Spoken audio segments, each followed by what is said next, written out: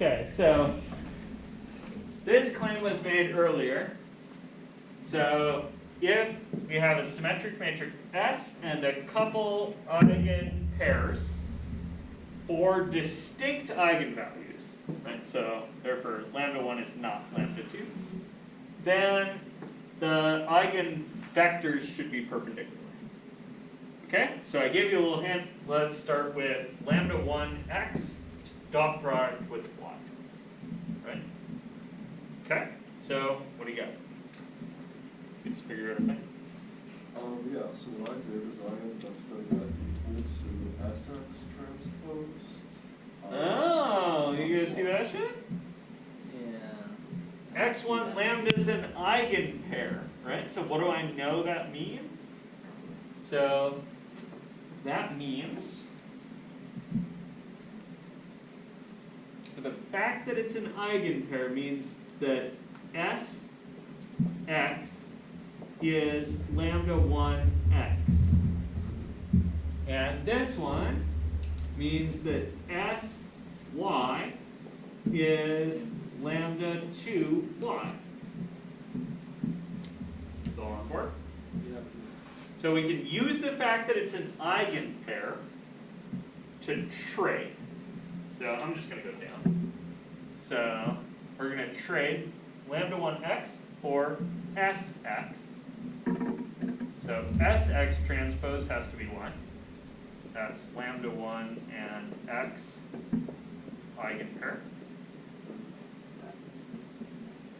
Okay, then Then I transpose that to get X transpose S because S is symmetric. okay. So we're going to transpose this thing. So we're going to get x transpose S transpose y.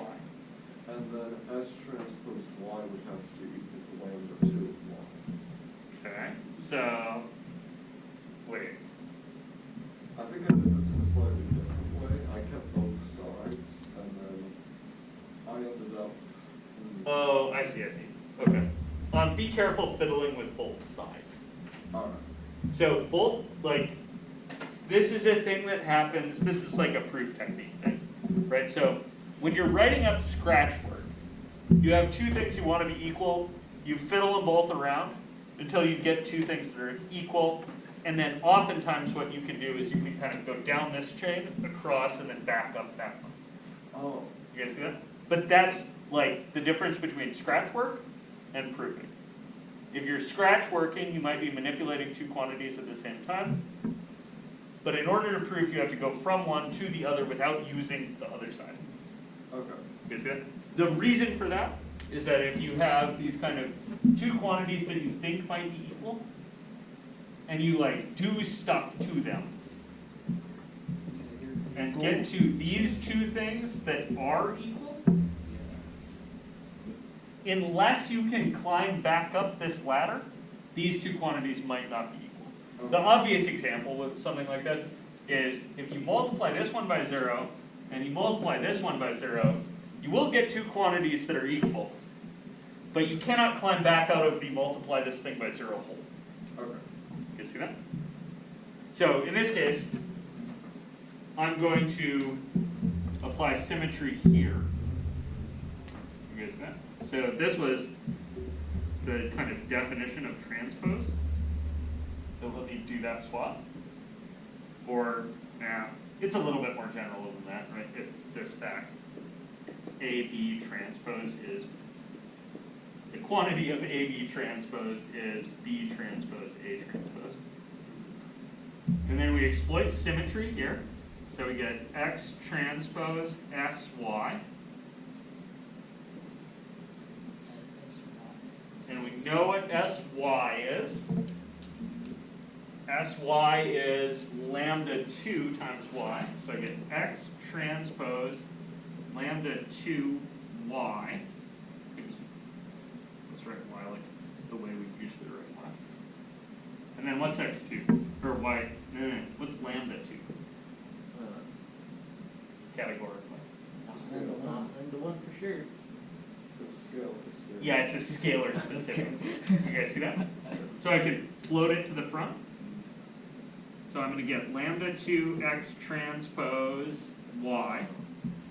And that the. So all of this tells me that lambda 1 x transpose y is equal to lambda 2 x transpose y. Which can't be true.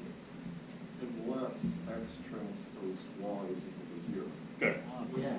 So either lambda 1 equals lambda 2, or x transpose y is something you can't divide by. You see that? And it's a scalar, so the only scalar I can't divide by is 0. You see this? So this is not the case.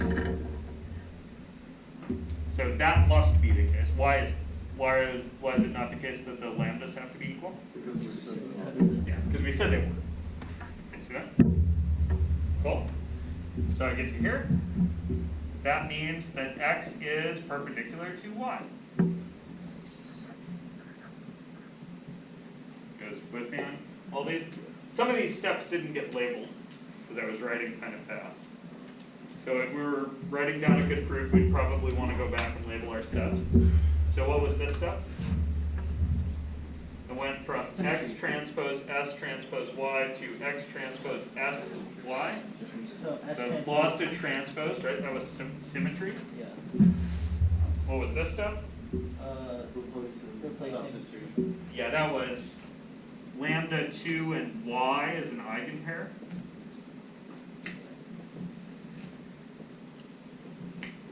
And then this last step?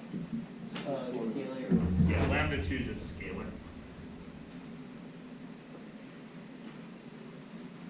And then throughout this thing, I did a variety of moving parentheses around. Yeah. How do I get away with moving parentheses around? No, yeah, I mean magic-ish. So what when you're moving parentheses around, what you're saying is you're saying an operation is associative. Yeah. And the operations here are variously matrix multiplication and scalar multiplication that I'm associating. You guys see that? Both of those things are associative, so you can move your parentheses around as you choose. That might bear a note at the top. You guys good with this? Okay, note, this is not the full claim here, right? The full claim is that if I have a symmetric matrix, then I can always pick perpendicular eigenvectors. And what I have here is, if I have a symmetric matrix, then eigenvectors for different eigenvalues are all perpendicular. The you can choose thing is a little past the scope of this class. You guys good with this?